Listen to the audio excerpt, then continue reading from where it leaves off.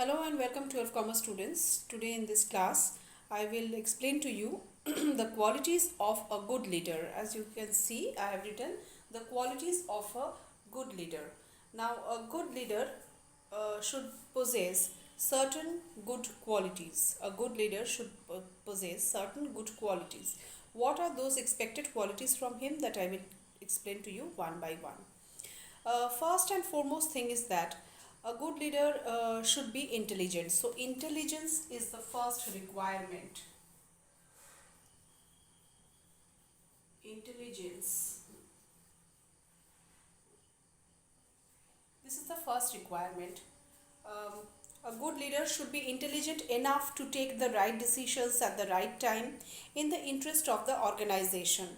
The level of intelligence, that is mental ability. Intelligence is what? The mental ability of a leader, and that should be above the average knowledge. It should not be average, it should be above the average knowledge. So he must possess intelligence. That is the requirement, first and foremost requirement of being a very good leader.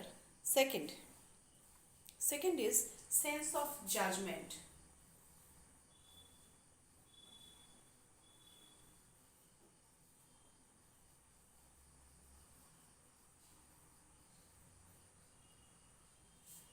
Sense of judgment.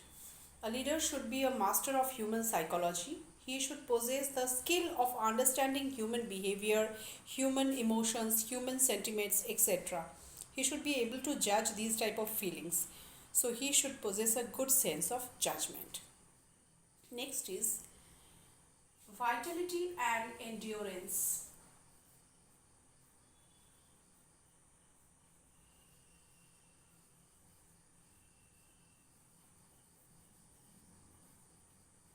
Vitality and endurance. What does this means? Vitality and endurance means a good leader should walk with courage and patience even in adverse situation. He must have the ability to forecast the situation, and he should be able to take necessary steps before the advent of the challenging situation in any organization. So he should have that endurance. He must be able to forecast the problems, and he must take necessary action to face such problems. Next is decision making power. Power to decide.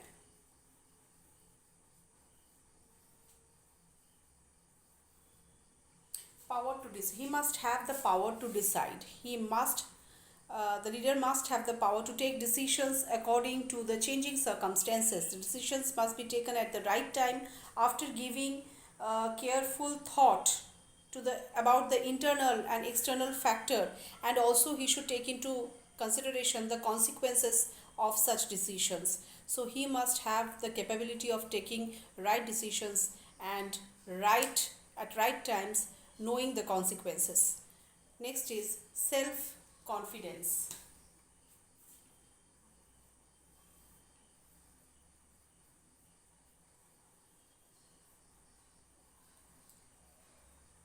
Self confidence. What does that mean? Self confidence. A leader must have the confidence in his own ability. He should have the required willpower to meet the needs of every situations by adopting a suitable leadership style.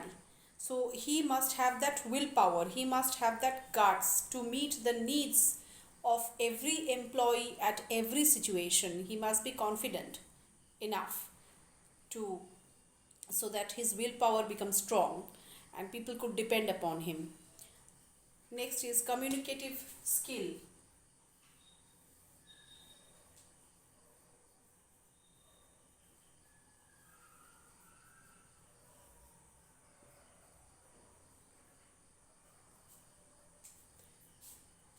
A leader must be able to communicate clearly, precisely, and effectively.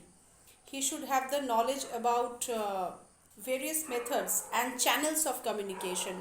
Communication is most important in an organization between various departments from the top level to the lower level.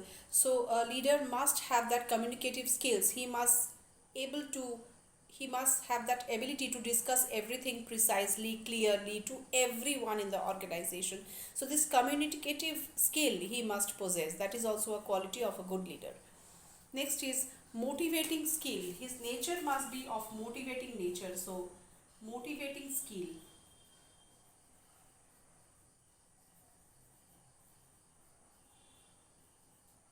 Motivating skill. A leader must have the quality to motivate his followers.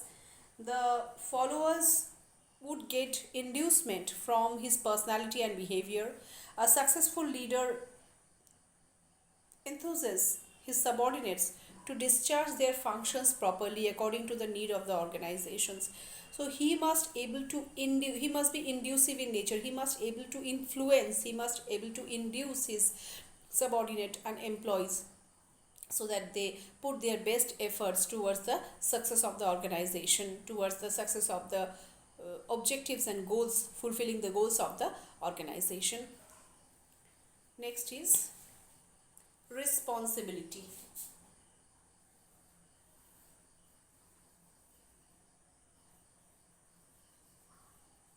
Responsibility sense. Responsibility sense. A feeling of responsibility is a prime necessary for a successful leader. A leader should be trustworthy so that the subordinates can depend upon him. He should be fully aware of the duties and responsibilities that he needs to be discharged from time to time in the organization on the basis of his status. So, he must possess a sense of responsibility. A sense of responsibility must come from within, because he should be held responsible for every situation, for every actions to be taken. So he must feel that responsibility and discharge his responsibility accordingly. Next is vision and foresight.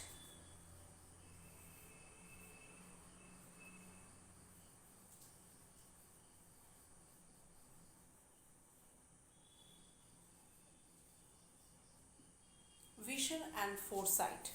A leader should have the ability to visualize the future course of action. He needs sound judgment and ability to take the right decisions at the right moment. He must have that farsightedness. He must be able to see the future of any action to be taken and the consequences of such action. So he must have that vision power. He must have that farsightedness so that he could able to see the future upcoming events or happenings. Courage, devotion, and empathy. Courage, devotion, and empathy.